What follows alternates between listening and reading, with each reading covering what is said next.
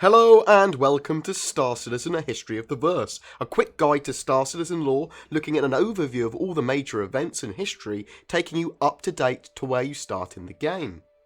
2075, Dr. Scott Childress completes the first self-sustaining quantum drive engine, achieving 1/100th the speed of light. Humanity could begin to explore the stars.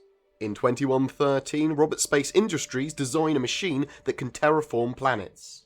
2120, the terraforming of Mars begins. 2125, in a terraforming disaster, 4,876 people die on Mars. 2140, the first consumer spacecraft is available to purchase from Robert Space Industries. In 2157, after 37 years since terraforming on Mars began, it is officially classified as an oxygen-sustaining environment. Benny Ocken becomes the first human born on a different planet. In 2214, Robert Space Industries announced the next generation of fusion engine capable of travelling 1/10 of the speed of light. In 2232, the Artemis is launched, a ship with the mission to visit the nearest potentially habitable planet. The planned mission would take 200 years to reach its destination. 2262, the Niso Triangle. Space is now a busier place, used for commerce and exploration. The Goodman, a cargo vessel of 8 crew, vanishes near Neptune. Also, 2 more ships over the next couple of months disappear in a similar area. It's declared a no-fly zone. 2271. 10 years after discovering the anomaly that made 3 ships vanish, Nick Croshaw is the first human to successfully traverse a jump point, leading to the naming of the newly discovered Croshaw system. In 2380, planets in the Croshaw system are being terraformed. 3 new jump points have been discovered. Over the next few years, the UNE, the United Nations of Earth, started to unite Earth in its expansion of the stars. In 2438, first contact is made with the Banu in the Davian system. It takes a few months for the 2 races to break down each other's communications, but the first interstellar peace and trade accord is signed between humans and Banu.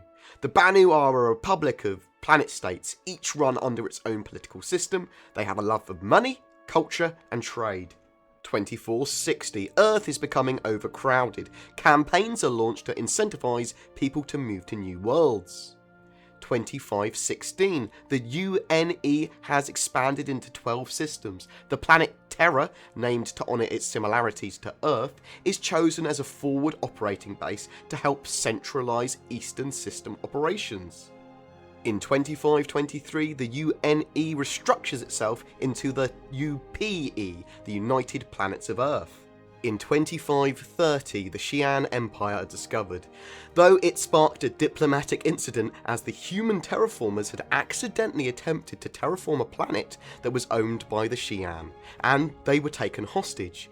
57 days later, the hostages were released. The UPE had avoided war, but relations with the Cheyenne were tense. The Cheyenne are governed by a hereditary emperor. A high council of advisors that represent various facets of the government report to that emperor, and each planet is run by a council that report to the emperor's council. They prefer subterfuge and manipulation over more direct conflict. In 2541, the Devarin are encountered in the now UEE, or United Empire of Earth's western systems. The first interspecies war breaks out over territory. Ivar Messer distinguishes himself in battle and becomes the face of the Devarin War. The Devarin were about 100 years behind humans, technologically speaking, but are warriors and territorial. They're not a bloodthirsty race, but respect and honour combat. In 2546, the war with the Devarin has been won. Now, High General Messer suggests a new position, Prime Citizen, to be a single voice but advised by the rest of government.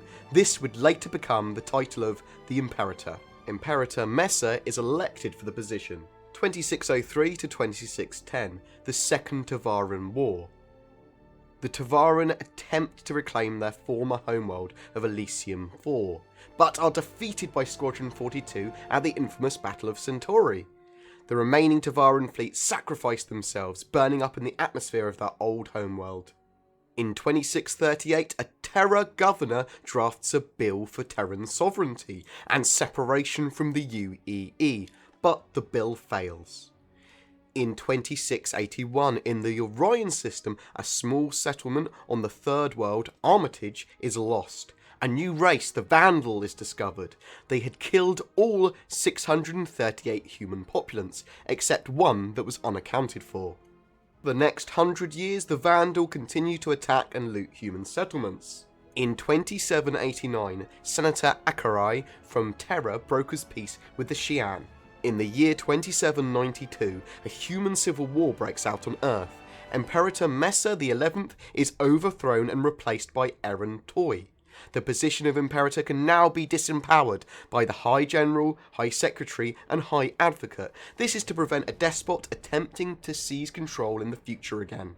In 2795, the Fair Chance Act is implemented. The aim of this act is to protect the lives and well-being of other species on planets that have not developed but possess the reasonable capacity for evolution into intelligence, based on the responsibility of human beings for their fellow creatures. No one may cause a species pain, suffering, or harm without good reason. In the year 2800, the new human imperator, Marshal Leon, invites Xian, Banu, Tavarin, and even Vandal representatives to the Ark, an orbital platform to be a political neutral zone in the Tyak system, so that species may solve problems through discourse. The Vandal decide not to take part.